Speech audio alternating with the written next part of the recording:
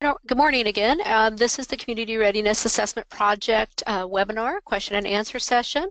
This is Roxanne Jones with Problem Gambling Services, and we have Carissa Dreyer with Sunshine Consulting will be presenting today, and we will be working on answering any questions you may have in regards to the project. So our agenda this morning is the project overview. Why are we supporting this project? Things in regards to the letter of intent, budget, and why the community readiness model assessment. And so hopefully we'll be covering all of those things, answering any questions that you might have, and moving forward so that folks can determine if they're going to be submitting letters of intent and participating in this project. So the Community Readiness Assessment Project, when we're really looking at this from a problem gambling prevention lens, is we really want to be able to gauge the readiness in which the degree to your community is prepared to take action to address the issue of problem gambling. And as we were working on biennial implementation plans, what came up frequently was folks were really working on community awareness in their communities, but when it came to measuring where their awareness level was and how to measure if they had made improvements in raising the awareness level, the tools they had weren't there yet. So with that is one of the main reasons why we are supporting this project. Really want to help gain insight into the readiness level of individual communities to address problem gambling, effectively plan for problem gambling at the community level, really provide you the tool to not only do your planning, but measure if you have made the changes in your community in regards to their awareness level and the education levels of problem gambling in your individual communities.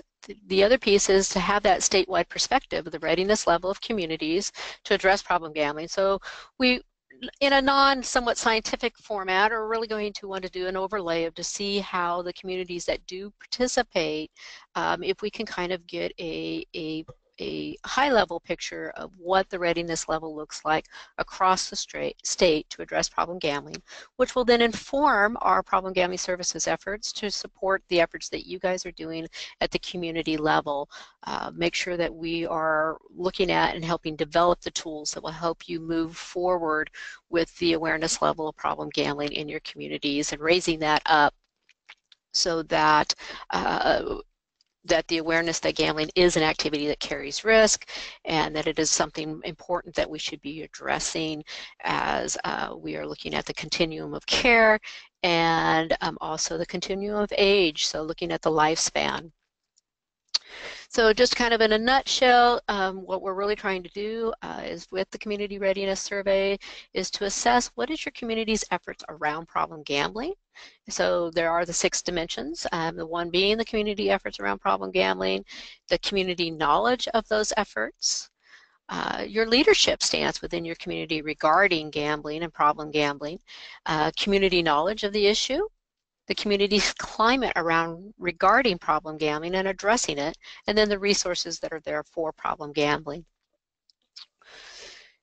So when we look at it from through another lens, more the picture view, it's that piece around looking at the attitudes, the efforts and activities, the knowledge and the resources of not only our community members, but our leadership, and looking at it as a whole.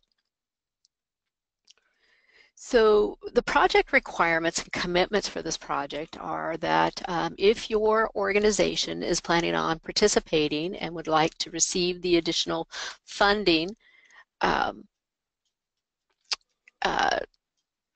you would need to provide a letter of intent. So I want to back up just a minute on something that I didn't do, is when we are talking about community, we're defining community as your community at large.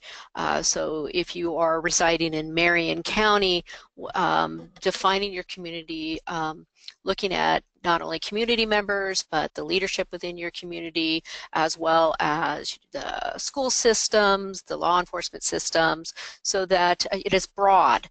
And so we really wanted to give you the opportunity to look at it as the community at large, so not just your specific either treatment communities or your school system community, but a blend of all of those things. So we are defining community really as looking at your entire community. So then back to the project requirements, the letter of intent would be sent and signed by the appropriate people in your agency who can commit you to the project with a proposed budget attached not to exceed $15,000. This is not a competitive process, so we will be working with anyone and everyone who submit a letter of intent and looking at their budget to determine if the budget is within what makes sense, and then working with you to make any corrections if that's necessary. So again, it will require a letter of intent and a budget. One of the other pieces is that you will need to determine an implementation team that can attend a full day training. The maximum of 3 people is not to say that you have to have 3 people on your team, but that the maximum of 3 is to limit the number of people who will be attending the conference and the training, so that we can keep it manageable. And when you are putting together your budget for the Salem area, so that that will at least be 1 training will be there, although depending on how many participants apply, we can always also offer a training in another region as well. So, but use Salem as your starting point for your budget. And then you also will need to identify an implementation and scoring team. So one of the team would consist of someone who will be doing the interviewing, and then 2 people need to score. So your team can be a maximum of 3 people, but it also can only be, you can also have a team of 2, where you have an interviewer and who conducts the interviews, as well as is 1 member of the scoring team. So we don't want it to be too resource driven for you. So if the interviewer is also going to be the scorer, that's fine. So then the other piece of the requirements of that is that once you've identified who will be conducting the interviews and work on scheduling those interviews, you will need to interview a minimum of 8 folks within your community, and then you would then be scheduling and conducting those interviews. With the minimum of 8 interviews, you can also choose to and budget for interviewing more than 8 people within your community, if you feel that that will help your community have buy-in and see the fidelity of the results. The researchers have shown that 8 interviews is solid. However, often in a community there might be a little disbelief around the number that 8 is going to get you the results that you need. So if you feel that your community would see more fidelity by conducting more interviews, you can do that, as well as if you are from a larger community and would like to conduct interviews in certain subsets of your community to ensure that you're getting the broad range, that is also acceptable. So again, you must do a minimum of 8, but we're not limiting you to 8, but we want to make sure that you are realistic in the number of interviews that you can get conducted during the time frame. So the next step, again, would be the conducting of the interviews and scheduling, which will take a bit of time. As we all know, trying to schedule things can be a little bit difficult. So again, keeping that in mind, that will be a big chunk of someone's time. There's also the transcribing of the interviews. You'll want to have the interviews to be transcribed exactly as they were conducted, so that you're capturing exactly what the individual has said during the interview. Then there'll be a 2-hour webinar on scoring, and so you'll want a minimum of 2 participants to attend that, which would be whoever the 2 people who will be scoring. Doesn't mean that you can't have someone else be on that webinar. We're not going to limit that, but you'll need to at least have the 2 people who will be doing the scoring for your readiness assessment. And then the other requirement is that you need to score and then interpret those results of the interviews. So I'm just going to keep moving along. So if there are any questions, please do put them up and we will answer them as we move forward. So, and if there's anything you need clarity around as well, please do ask, because I want to make sure that you're getting the information that you need so that we can have this be a successful project and everyone will apply. The other requirements that we have in commitments is that once the readiness assessment has been completed, the prevention coordinator, so whoever is your designated problem gambling prevention coordinator, would need to attend a project completion and strategic planning full-day training sometime in the spring of 2019. Again, budget for the Salem area. However, if depending on the number of applicants we have, we are prepared to do a total of 2 of these trainings. And also then the big impetus behind all of this is that you utilize the findings of the Community Readiness Model Assessment to inform your 2019-2021 Problem Gambling Prevention Biennial Implementation Plan. That's why we're doing this, and we really would want to see that that information is included in your implementation plan that you'll be developing also come spring of 2019 to roll out for the 2019-21 biennium. So when it comes down to your budget and what is appropriate use of available funds, we wanted to ensure, because we know many programs have limited FTE for the problem gambling prevention piece, that the funds could be used either for staff time or your organization can subcontract out services. So you can subcontract out for someone to complete the interviews and the scoring for you, or a piece and part of that. You can also train other individuals in your organization who have FTE available. If the coordinator's time is limited enough that that wouldn't be something that they can do. So once those funds are added to your IGA or your direct contract that you have with us with the state, you could then choose to either subcontract out or use those funds internally. Transcription services is also something you can utilize the funds for. You could choose to purchase a recorder, so you could record all of the interviews. You could then also purchase transcription services, because that is one of the time-consuming pieces of the project is transcribing the interviews. It's kind of as timely almost as trying to set them up can be. You can also choose to use funds to offer incentives for people who are participating in the interview process. So a small incentive, you know, one of the questions I'd already had was, can we purchase coffee cards, etc.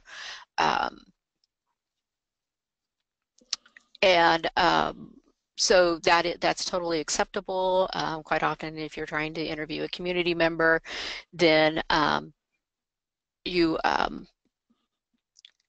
having something to be able to offer them for a thank you for their time is definitely appreciated.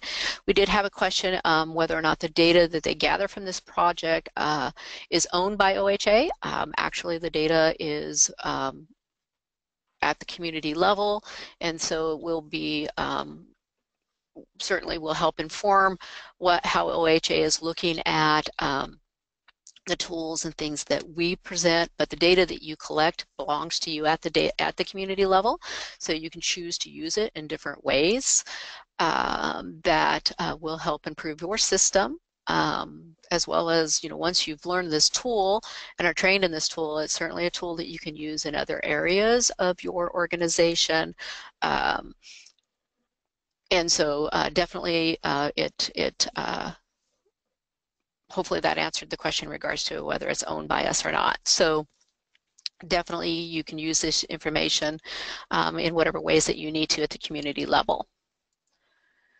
So one of the other big pieces of our project that we wanted to make sure that we had on hand was to ensure that we had technical assistance for folks. So Problem Gambling Services contracted with Carissa Dreyer of Sunshine Consulting, who many of you may know.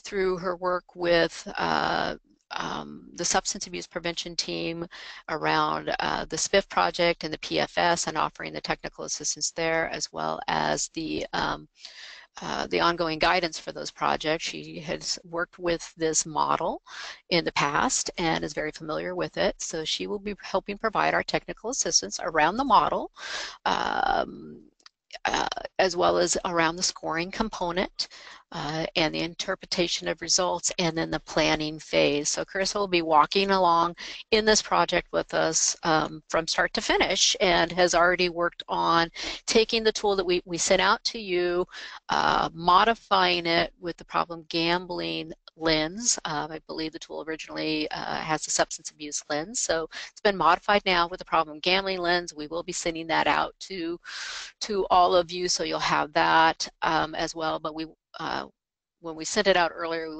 wanted to make sure that everybody had the tool to look at as they were just beginning to start this process.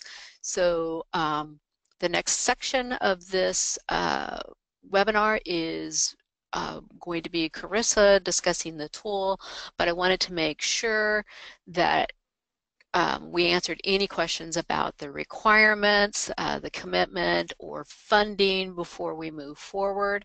So I did have one just come in. What's the difference between a letter of intent versus a proposal? A letter of intent is really just your statement from your organization that you are committed to implementing this program and would like to have these resources brought to you. So we're talking about, you know, a brief paragraph at most in a letter of intent to tell us that you are indeed planning on implementing this project. So it's committed you to doing that piece, as well as that you're asking for the funds and that you're putting forth a budget. So it's very, very short. A letter of proposal could be pretty long. The next question is, how does the funding work? Is it tirade out monthly or sent to all at once? We will be, once we amend the contracts, it'll be a one-time lump sum so that you'll be able to utilize those funds in any which way that you need. If you're needing to contract out, that you have those funds available. So it'll be a one lump sum payment amended onto either your IGA or your direct contract that you already have with OHA, with the piece in the amendment stating that it is to implement this project. So any other questions before we move on?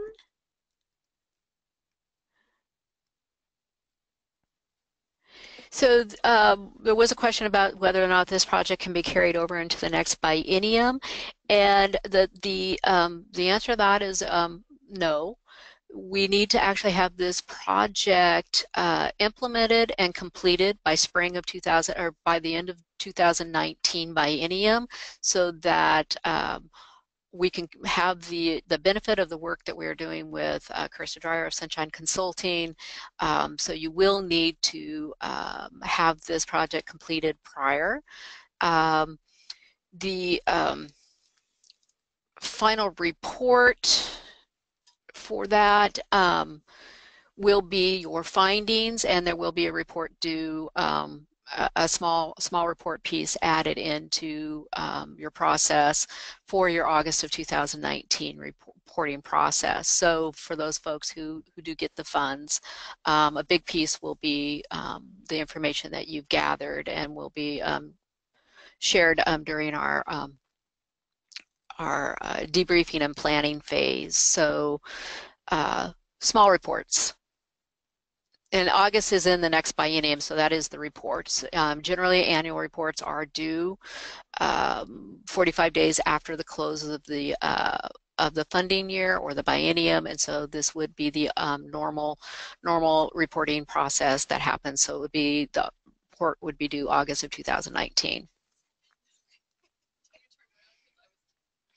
So it looks like that has answered everybody's questions to date. So it doesn't mean you can't, if something comes up later, we also have allotted time for questions at the end as well.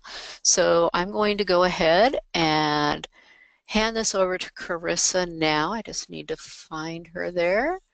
Okay, Carissa, so I have unmuted you at this point. So I'm here to move the slides forward for you. So are you able to? I am. I can see There them she and I'm is. ready. Good Wonderful. morning, everyone.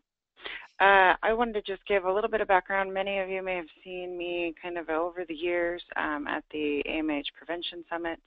I actually did a presentation at one in Sun River a couple of years ago on the community readiness model. And as Roxanne mentioned, have worked closely with the state substance abuse prevention team for the last 8 years on the SFSIG and now the PFS projects. And my background is in substance prevention overall, so substance abuse prevention, juvenile justice prevention, and a number of areas, including domestic violence, child abuse, welfare, and stuff. And this tool has actually kind of run along most of my career with me. So when I actually started going to my first training and using it was in 2004 when I was working for the state of Nevada as a coordinator for the SFSIG. So I really have seen the utility of it and the flexibility of it. And I guess I kind of wanted to start by saying many of you I think are familiar with the tool itself and have used it. But I just kind of wanted to extend that my particular interest in it is strong based kind of on that belief and my use in applying it in a number of areas. And I'll talk about that a little bit later and how I've used it in particular. So most of you may have heard of this, for those who have, as the Triethnic Center Community Readiness Model. So originally back in, I think the late 90s, it was developed by 3 professors at the Colorado State University in Fort Collins, Colorado, and they were under what they called at the time the Triethnic Center. 2 of the developers of the tool moved on to kind of a different area within the university and have continued to work on the model and increase its kind of effectiveness and utility and flexibility based on the feedback from those who have used it and their own experience with it. And they've used it across the country, throughout the United States, and in a number of other countries in the world. So it's actually got quite the history. So I just want to start off with kind of the purpose of it. Really to provide communities with the stages of readiness for the development of appropriate strategies that are more successful and cost effective. And the reason why is one strategy, as in kind of one size, doesn't fit all. So as Roxanne mentioned, many of you are looking at doing community awareness and increasing it in your community, but may not have kind of the resources to kind of evaluate whether or not those awareness campaigns are effective. Or might not have access to additional information to really kind of pinpoint what the message needs to be and who it needs to go to. So for example, there's some often misperceptions in youth use rates at school, for example, and you could just provide that information to the students, but that may not be the only strategy that you need. And this allows you to pick up kind of additional information and context to help you understand what exactly are people thinking about problem gambling, and what kind of perceptions or misperceptions do they have about it, what kind of reactions do they have about it as an issue, is it controversial at all, and it really kind of helps pinpoint things a little more specific for you as you move forward. You can go ahead and change the strategy, or I mean the slide. And I always like this piece of it because I think when we hear we're tasked with doing a readiness assessment, or we have an opportunity to do a readiness assessment, we may have different feelings about whether our community is ready or not. And really, the community it's not an issue of ready or not. It's an issue of ready for what. What exactly do you need to be doing in your community, and not just your community as a whole, but within each section of your community. And so that's what this kind of, by laying this out on these 6 dimensions, it gives you kind of specific areas to target and gives you more information about kind of where you are and maybe a thermometer reading and how to kind of approach that process. Next slide. So what exactly is the community readiness model? It's a number of things, really. It's a model that just kind of allows a community or organization or social network, in this case a community, to move towards healthy change by giving you kind of specific information from the community. It's on its own. And so one of the other things that I like about this is I work primarily as an evaluator now, and we do a lot of data collection and a lot of needs assessments, and have done that with many communities throughout the state of Oregon over the last 8 years. And sometimes when we do data collection, it comes from surveys that are done by other people that don't live in our community, as an example. And this gives you really the opportunity to collect information from your community, from your local experts, the people living where you are, and that understand and can provide more context as to what problem gambling looks like locally and how to address it locally. And that's one of the things I really like about it. So as Roxanne mentioned, it has 6 dimensions or aspects of a community, as it were, and so she went through those. But essentially, the community efforts to address problem gambling, the community's knowledge of those efforts, which kind of overlaps. Sometimes people can spout out particular strategies, but might not know more information about it or have any connection to it. And then it kind of goes through the community climate, kind of the general feeling around problem gambling, whether it's controversial or not controversial, as an example. Leadership specifically, which is sometimes harder to get involved in some of the areas of prevention that we work in. And then the community of the knowledge of the issue. So what they know about those statistics, what do they know about problem gambling here locally? They may have heard it's an issue nationally or within the state of Oregon, but it's not so bad here, et cetera, et cetera. And so that gives you kind of the more specific kind of background, along with kind of what resources. So do people know what resources are available in terms of time, money, space, et cetera? And all this information across these 6 dimensions gives you some more specific information when you kind of get to the point of planning and how to target the levels of readiness when those come through. So the other piece of this is the 9 stages of readiness. And so this ranges from no awareness to denial, vague awareness to kind of pre-planning, preparation, all the way to kind of what they call confirmation and expansion. And we'll go over these in more depth at the training. But really what this gives you then is you see kind of where they are within each of these dimensions. And then there are specific informations that work most effectively for that stage of readiness and for that particular dimension. And that's really where you begin to see this roadmap that's based on kind of the expert knowledge of the community members in your community specifically. You can go to the next slide.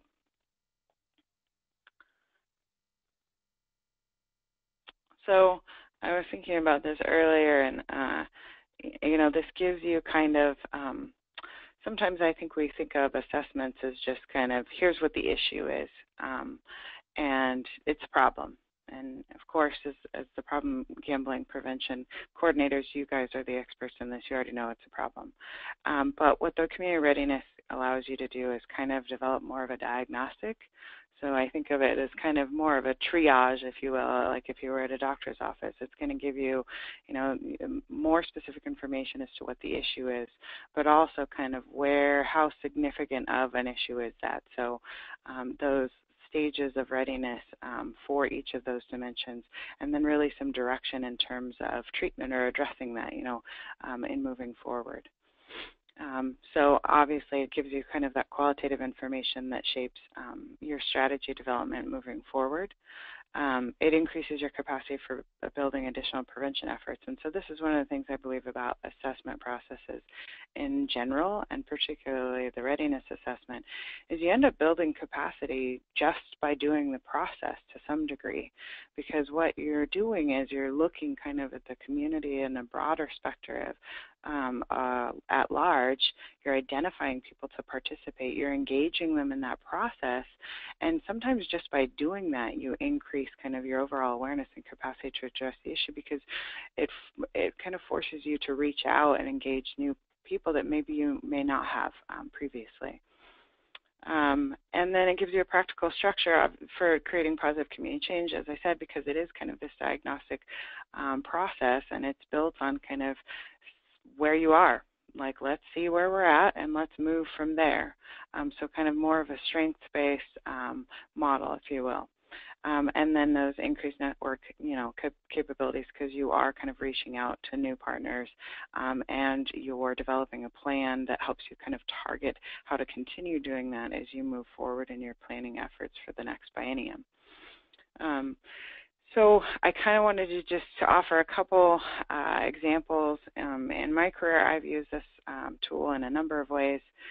When I started in Nevada using the tool, we actually used it to work closely with the Intertribal Council of Nevada and kind of look at the readiness or interest of the tribes across the state in developing kind of a statewide Native American coalition. And that really kind of strengthened the relationship between the State Prevention Office and the Intertribal Council and the tribes, and actually led to the development of a statewide coalition that really kind of increased the coordination and the collaboration among the tribes in the state.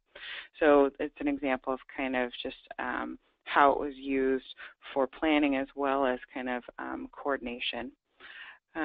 Obviously, kind of the easy one is it does really kind of offer a great way to build capacity that's really based on kind of this qualitative data, and it gives you, specific information about where people are at in each of these areas and how you can address each one of these as part of your overall strategic plan. I've also used it for evaluation purposes. For the Oregon Specific project, we did just that. We took the tool, and like I said, it is very flexible, and so we adapted it to the focus area of high-risk drinking among youth 18 to 24. And then we actually added additional dimensions to that for that process because we were using it for an evaluation process.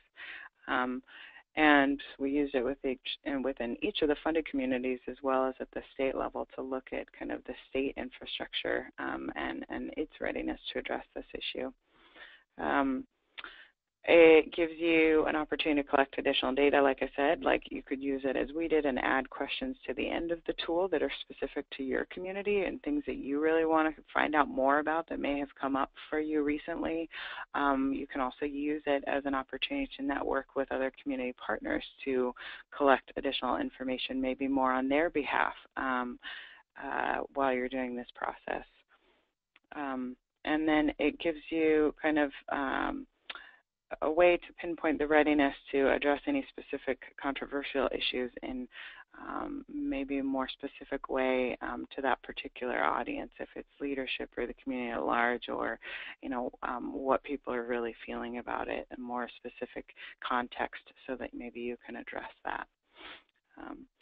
So those are a couple of examples of how I've used the tool in the past. It is not it can be a very long and tedious process, I suppose, but I find it pretty easy. I think the hardest part is the transcribing process.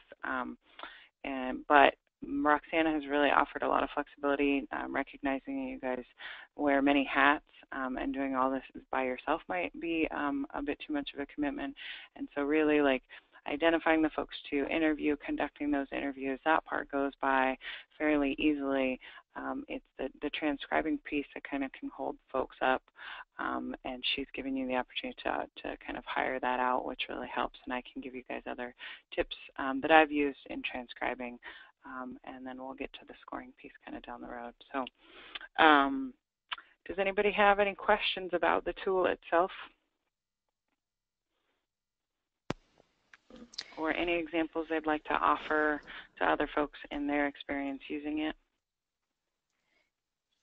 So at this time, I'm not seeing any questions, but also we do have the ability to unmute someone if they'd like to share their experience in the past as well. I know some of you have already conducted this for your either SPIF or PFS project. So we're definitely open to either answering questions or unmuting someone.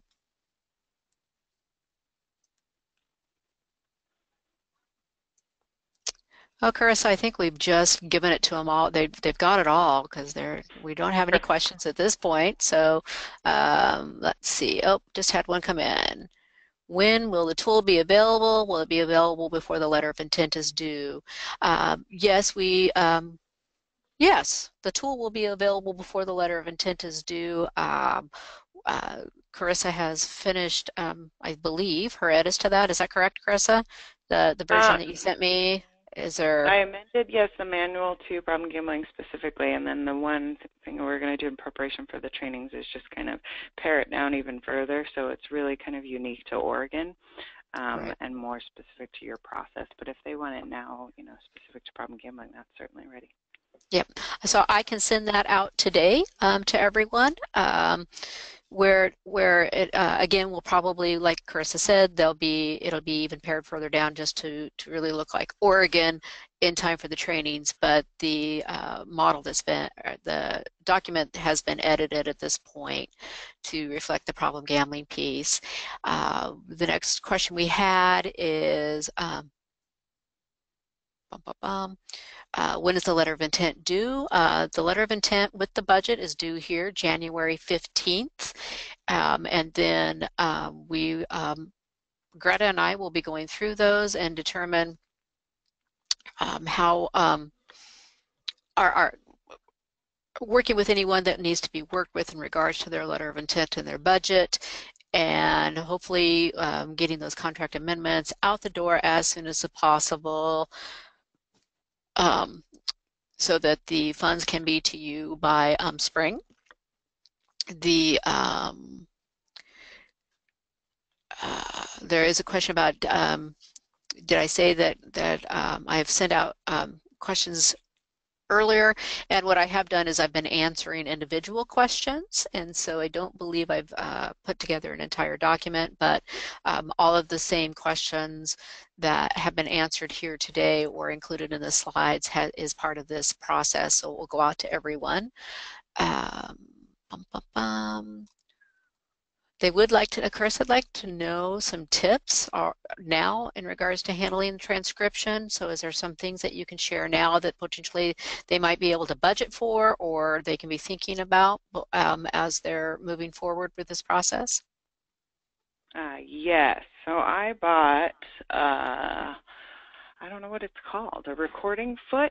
Basically, I looked into transcription services, and ultimately, because we were doing this for a statewide project, and I kind of wanted to ensure the anonymity and confidentiality of the respondents, decided it was not in our best interest to contract those services out.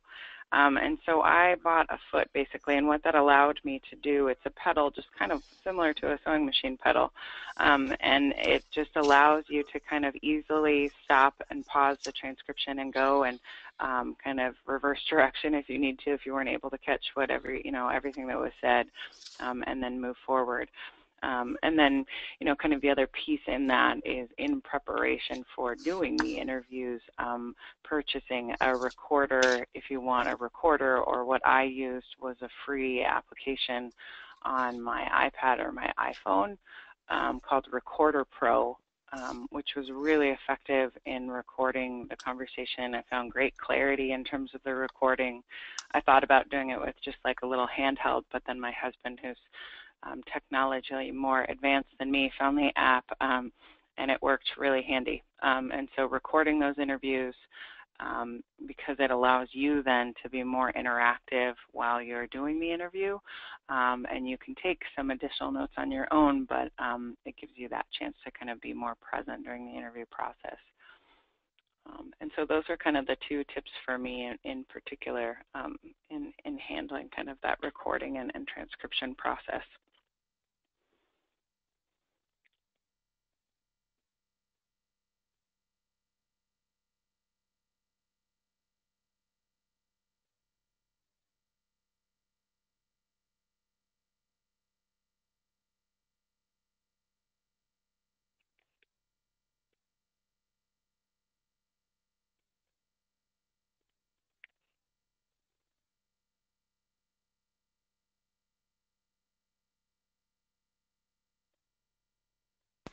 Sorry, guys, I muted myself, and I'm here talking. I apologize for that. So there, you're probably going, ooh, dead silence. I'm like, why didn't anybody answer back?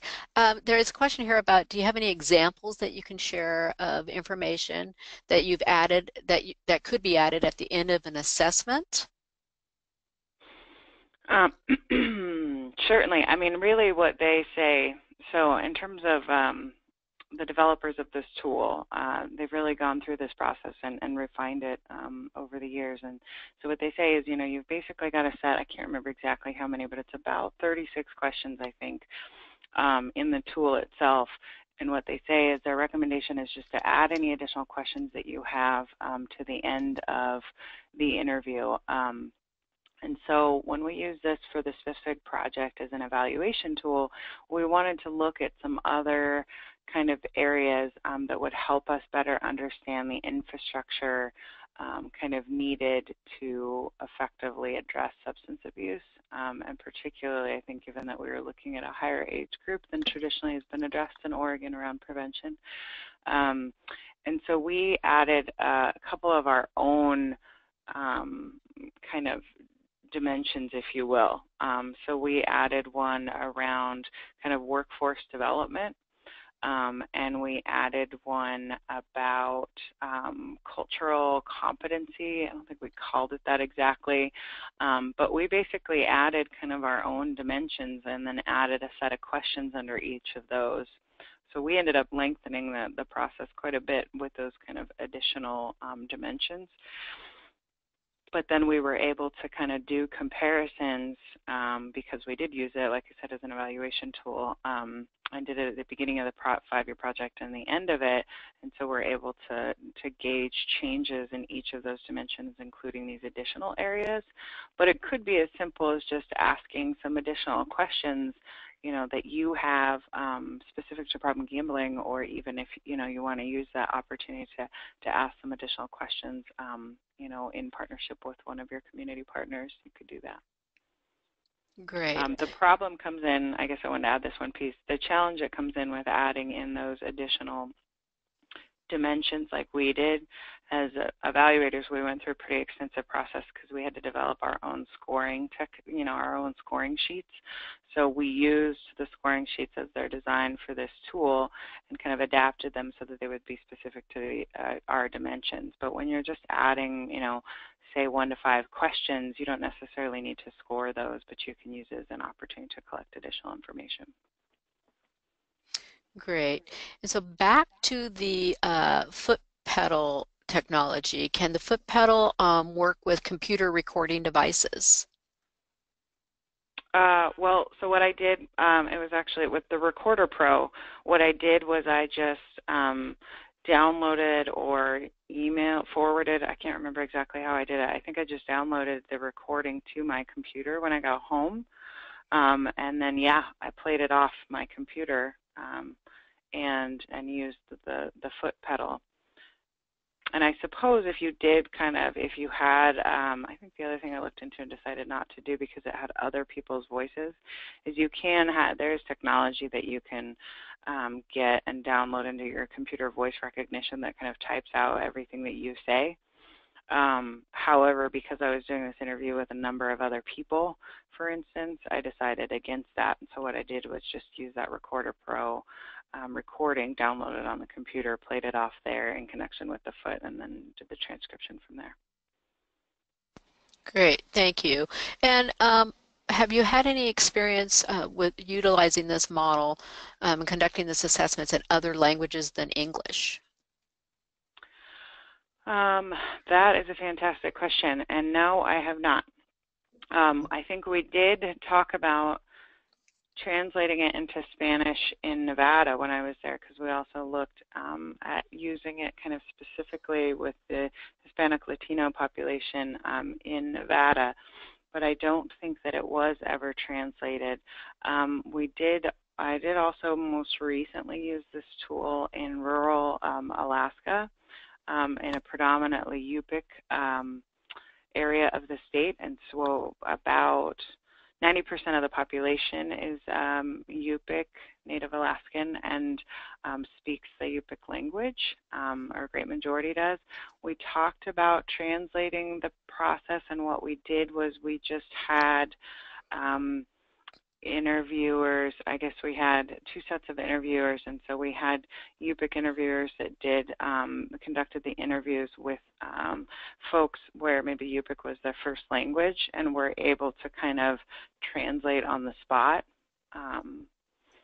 Because in this case, sometimes it's hard to do a straight translation, or it's not the most appropriate to do a straight translation. So really, kind of more being able to provide, I guess, context or interpretation in whatever language the participant may be speaking, that can help better understand the question. Does that make sense? Sure does. So I think we do have one more question here that asks about how long do the interviews last without adding extra questions to the assessment. How long do the interviews generally last? 45 minutes to an hour. I mean, you do have the occasional interview that goes by really fast because they just say, don't know. But generally about 45 minutes to an hour. And, on the opposite end, sometimes you have folks that are really chatty and provide a lot more information. But I don't think they ever went over an hour and a half, and they were generally within that 45-minute to an hour range. And I can ask, kind of just referencing back to that previous question, I have not used the tool in other languages. However, I certainly can ask Pam and Barb, the developers of the tool, if they're aware of some examples of the tool being used in a different language. Great, that would be awesome. And then once we have that response, we'll let you guys know. So are there any other questions? I don't think I missed anybody's here.